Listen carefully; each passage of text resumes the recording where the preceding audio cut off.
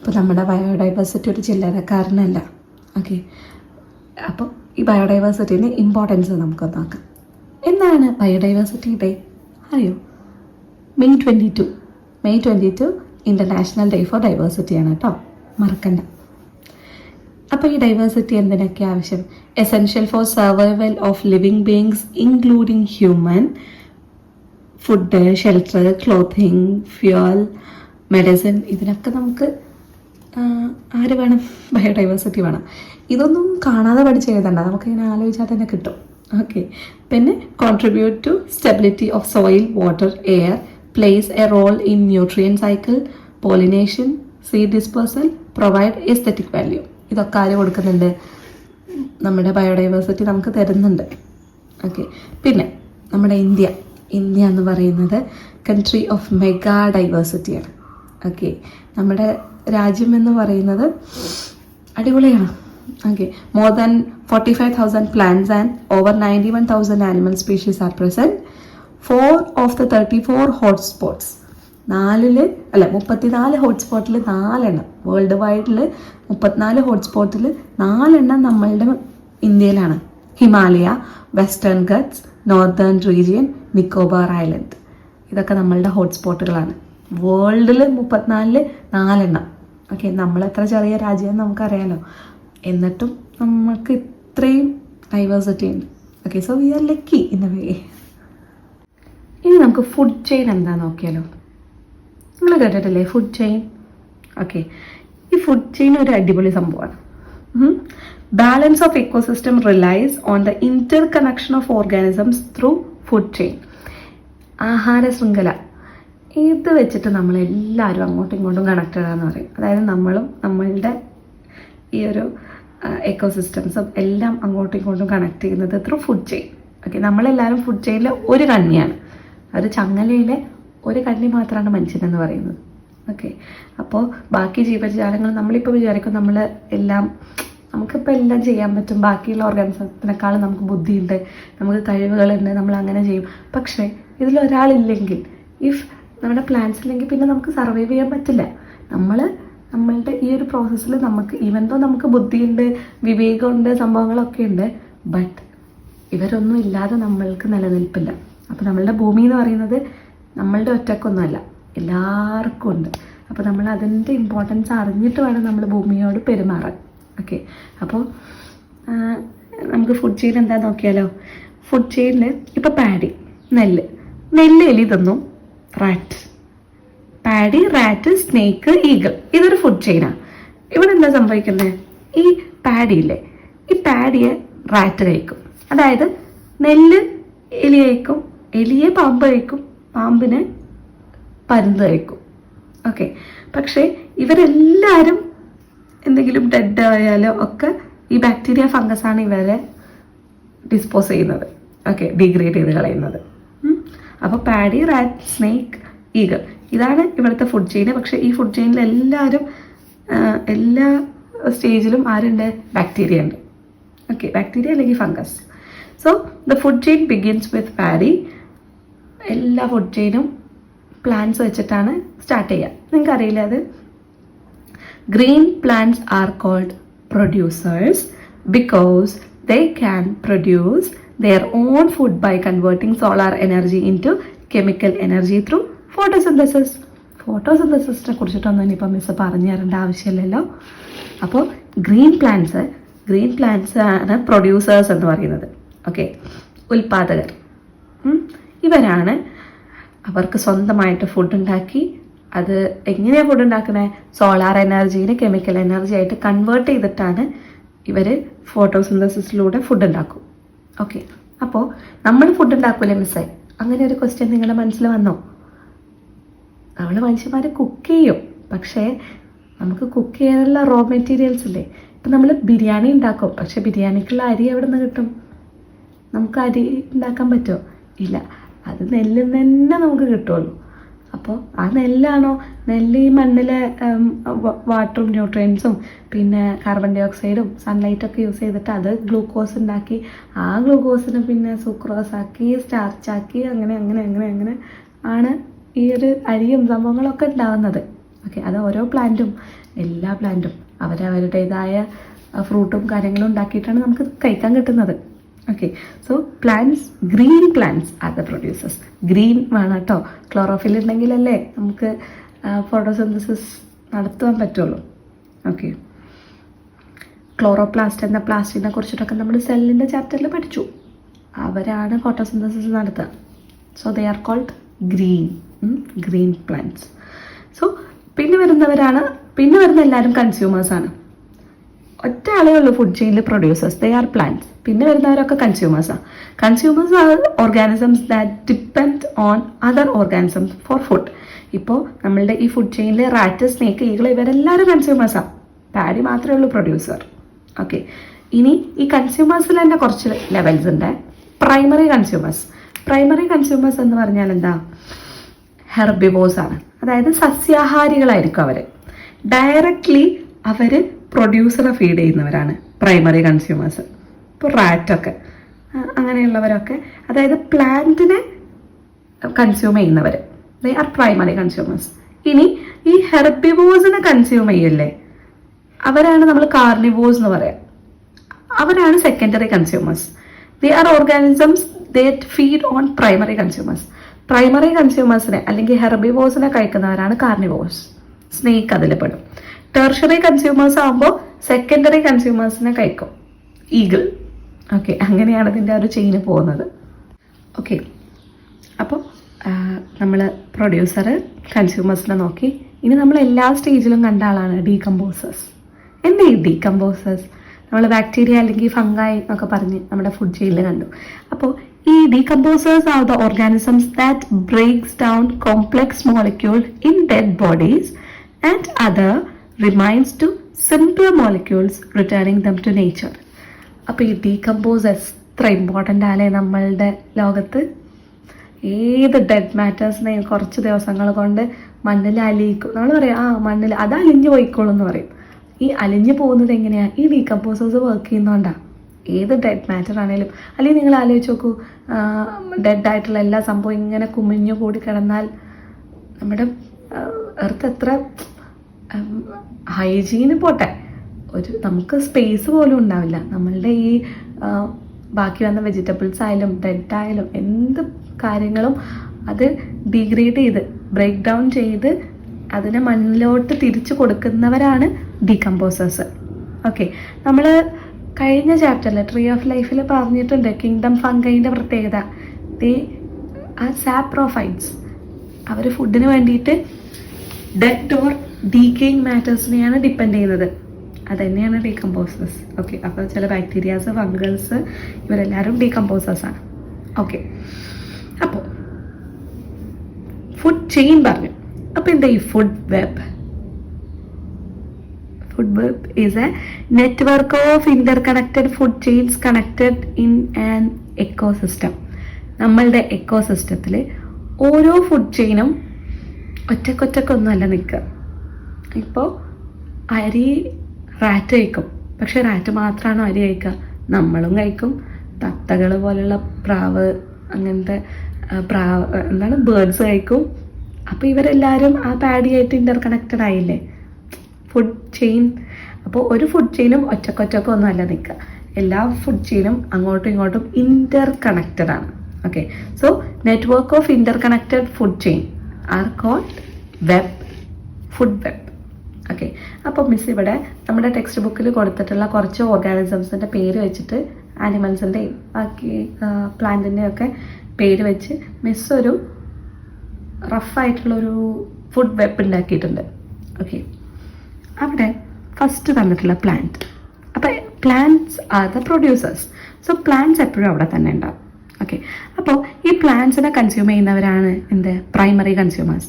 അപ്പോൾ deer, rabbit, rat, grasshopper, squirrel, ഈ violet കളറിൽ മിസ് കൊടുത്തിട്ടുള്ള എല്ലാവരും എന്താണ്? പ്രൈമറി കൺസ്യൂമേഴ്സ് ആണ്.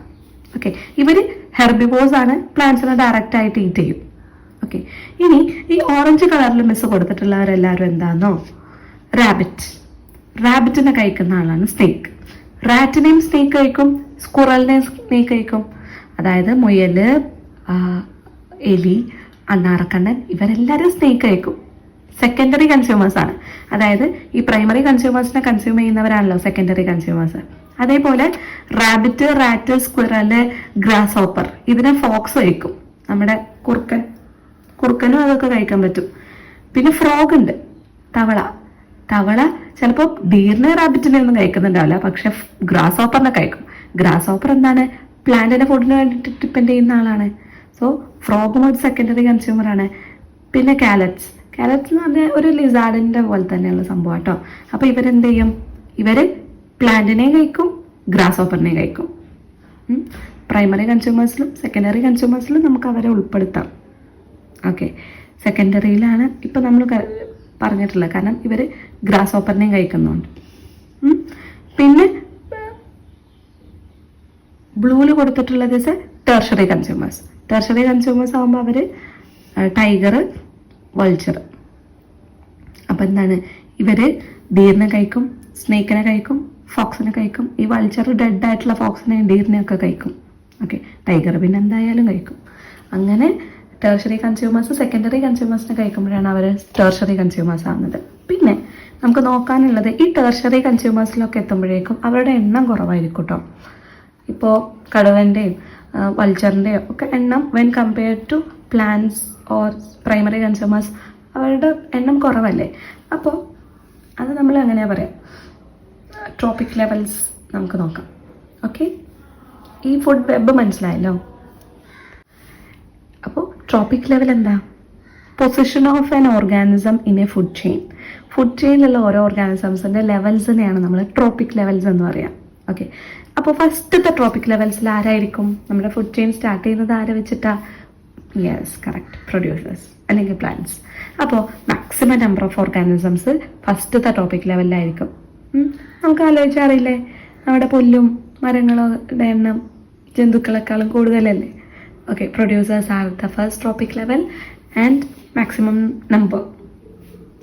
Then secondary trophic level 2 primary consumers herbivores ആണ്.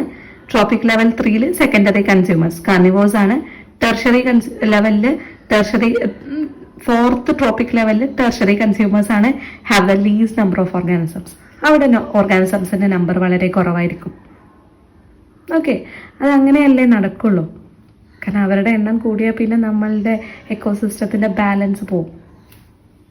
ഇനി ഈ ക്വസ്റ്റ്യൻ എന്താ നോക്കൂ, how does the disappearance of top level organism in A tropic level effect the balance of diversity.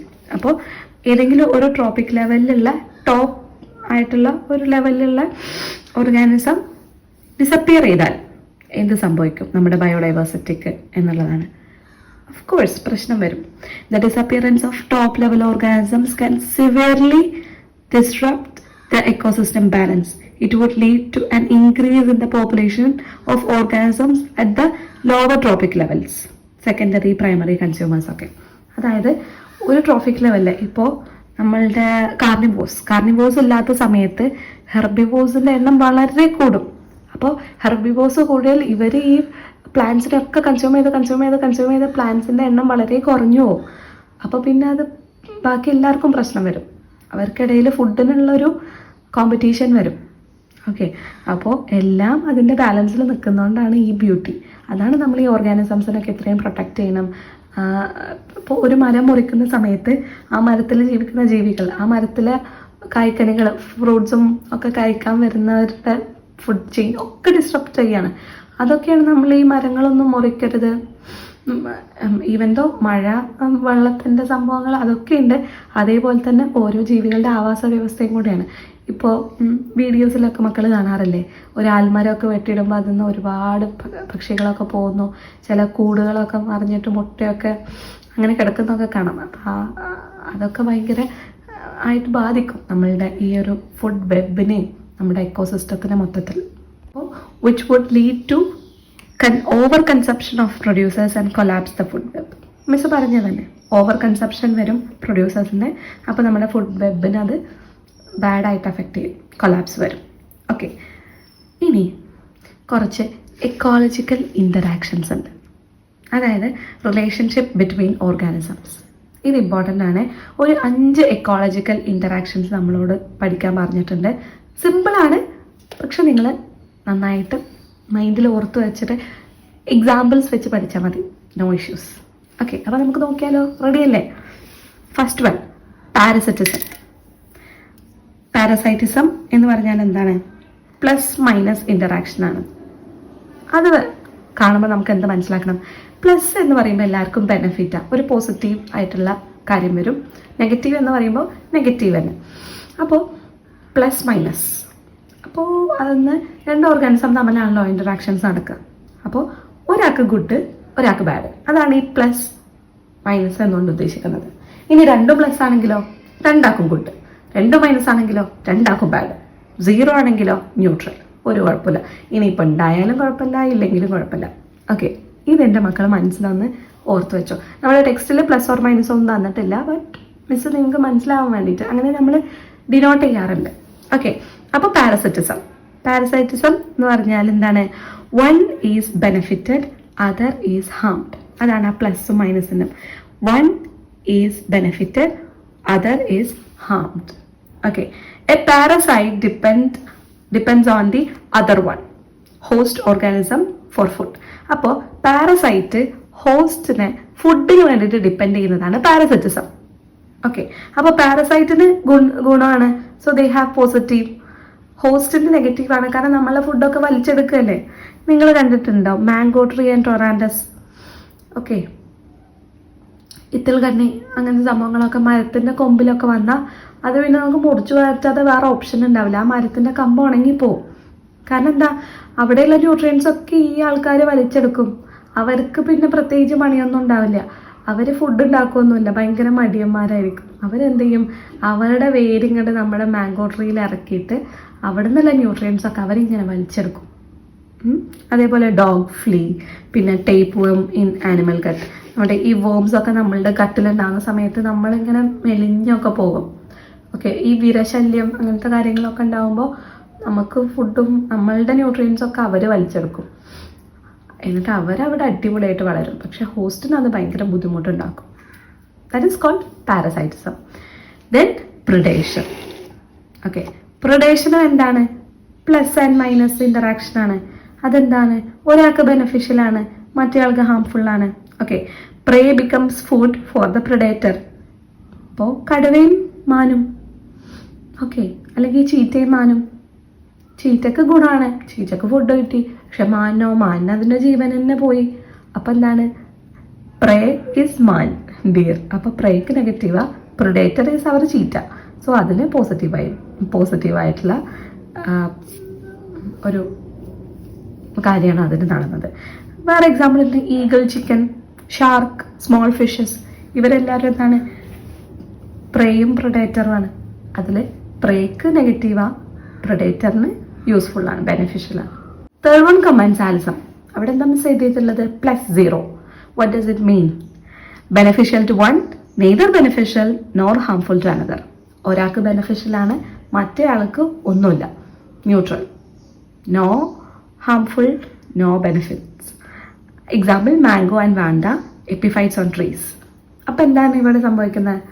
അപ്പോൾ ഇവർ ലൊറാന്തസിൻ്റെ പോലെ ന്യൂട്രിയൻസ് വലിച്ചെടുക്കുക ഒന്നും ചെയ്യില്ല. അവർ ജസ്റ്റ് അവിടെ നിൽക്കുള്ളൂ. അവരവിടെ നിന്നതുകൊണ്ട് മാംഗോ ട്രീക്കോ അല്ലെങ്കിൽ വേറെ ട്രീസിനോ ഒരു പ്രശ്നമില്ല. അവർക്ക് ഫുഡ് ഉണ്ടാക്കും, അവർ ഫോട്ടോസിന്തസിസ് നടത്തും, അവർ പ്രോപ്പറായിട്ട് അവിടെ ജീവിക്കും. ബട്ട് അവർക്ക് ജീവിക്കാനൊരു താങ്ങായിട്ട് ഒരു സ്പേസ് മാത്രമേ മരത്തിന് കൊടുക്കേണ്ടതുള്ളൂ. അതുകൊണ്ട് മരത്തിന് ഒരു നഷ്ടവും വരുന്നില്ല. That is called commensalism. Okay, then mutualism. രണ്ടാക്കും plus, beneficial to both butterfly and flower. Okay, അപ്പോൾ ബട്ടർഫ്ലൈന് ഫ്ലവർ നെക്ടർ കൊടുക്കും, തേൻ കൊടുക്കും. അപ്പോൾ അതിൻ്റെ വിശപ്പ് മാറും. ബട്ടർഫ്ലൈ എന്ത് ചെയ്യും? തേൻ കുടിക്കുന്ന സമയത്ത് അതിൻ്റെ പോളൻ ഗ്രെയിൻസ്, പൂമ്പൊടി എന്ത് ചെയ്യും? ഫ്ലവറിൻ്റെ പൂമ്പൊടി ബട്ടർഫ്ലൈൻ്റെ കാലിലാവും. അപ്പോൾ ബട്ടർഫ്ലൈ വേറൊരു സ്ഥലത്തോട്ട് പോകുമ്പോൾ അവിടുത്തെ പൂമ്മലെത്തും. അപ്പോൾ പരാഗണം, പോളിനേഷൻ നടക്കും. ഓക്കെ, അപ്പോൾ പ്ലാന്റിന് അതൊരു ഗുണമാണ്. മറ്റേ ആൾക്ക് തേന് കിട്ടി വയറ് നിറഞ്ഞു, അതും ഗുണമാണ്. Okay, so that is mutualism. ഇപ്പോൾ നമ്മളിങ്ങനെയല്ലേ, മ്യൂച്വലായിട്ട് സംഭവം എന്ന് പറഞ്ഞാൽ അങ്ങനെയാണ്. രണ്ടാക്കും ബെനിഫിഷ്യലാണ്. Okay, that's a very good thing. Okay, then competition. Competition എന്താ? രണ്ടാക്കും നെഗറ്റീവ്. അതായത് രണ്ടാൾക്കും ഈ കോമ്പറ്റീഷൻ വരുന്ന സമയത്ത് രണ്ടാൾക്കും അത് ബുദ്ധിമുട്ടാണ്. രണ്ടാൾക്കും അത് ഫസ്റ്റ് പ്രശ്നമാണ്. പിന്നെ ലാസ്റ്റ് എത്തുമ്പോൾ ലേറ്റർ ബെനിഫിറ്റ് ഫോർ വിന്നർ. ആരാണോ ജയിക്കുന്നത് അവർക്ക് ഓക്കെ. പക്ഷേ ഫസ്റ്റ് ടൈമിൽ എല്ലാവരും സ്ട്രഗിളിങ് ആണ്. അതിപ്പോൾ എല്ലാ തരം കോമ്പറ്റീഷനിലും അങ്ങനെയല്ലേ. ആദ്യം രണ്ടാൾക്കും ഭയങ്കര ബുദ്ധിമുട്ടായിരിക്കും. പിന്നെ ജയിക്കുന്ന ആൾ വിന്നർ, ഓക്കെ, അവർക്ക് അവരുടെ ബെനിഫിറ്റ്സ് ഒക്കെ കിട്ടും. എന്നാലും ആദ്യം രണ്ടാൾക്കും ബുദ്ധിമുട്ടാണ്. That's called competition. അപ്പോൾ at first harmful to both, later benefit for the survival. Paddy and weed, അതായത് നമ്മുടെ ഈ വയലുകളിലും നെല്ലിൻ്റെ പാടത്തൊക്കെ കളകൾ വളരുമല്ലോ, വീട്. അവർ ഒരാവശ്യമില്ലാത്തവരാ, പക്ഷെ അവർ നമ്മൾ ന്യൂട്രിയൻസ് ഒക്കെ എടുത്ത് വളരും. അപ്പോൾ രണ്ടാളും തമ്മിലൊരു കോമ്പറ്റീഷൻ വരും, ആര് വളരും. പിന്നെ പാഡി ആണ് അതിൽ ജയിച്ചാൽ പാഡിക്ക് ഓക്കെ. വീടാണ് ജയിക്കുന്നത് വെച്ചാൽ നമുക്ക് ഗുണമൊന്നും കിട്ടില്ല. ഒരാൾ എന്തായാലും ജയിക്കും, ന്യൂട്രിയൻസ് ഒക്കെ വലിച്ചെടുത്ത്.